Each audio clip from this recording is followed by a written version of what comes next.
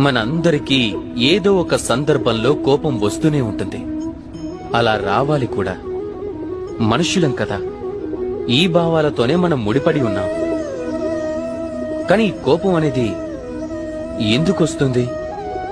ఎప్పుడైనా మీరు ఆలోచించారా? ఈ కోపం ఎప్పుడొస్తుంది అంటే, మన మనసు కోరుకున్నట్లు ఏదైనా జరగకపోతే, ఎవరైనా మన మాటల్ని అంగీకరించినప్పుడు, ఎప్పుడైనా మనకి పరాజయం కలిగినప్పుడు. కానీ ఈ పరిస్థితులన్నింటికీ కారణం ఒక్కటే ఉంటుంది. ఎక్కడో ఓ చోట, అలానే ఎక్కడో ఒక స్థానంలో మనం బలహీనమవుతాం. కోపం అనేది మన బలహీనత వల్లే జన్మిస్తుంది.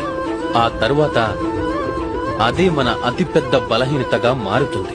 ఒకవేళ కోపాన్ని మన అదుపులో పెట్టుకోకపోతే అప్పుడు భ్రమ జన్మిస్తుంది.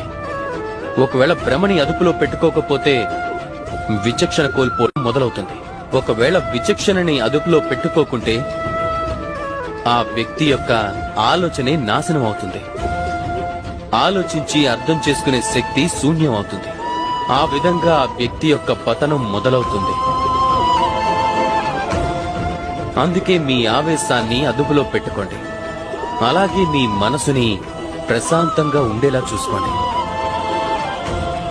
రాధాకృష్ణ.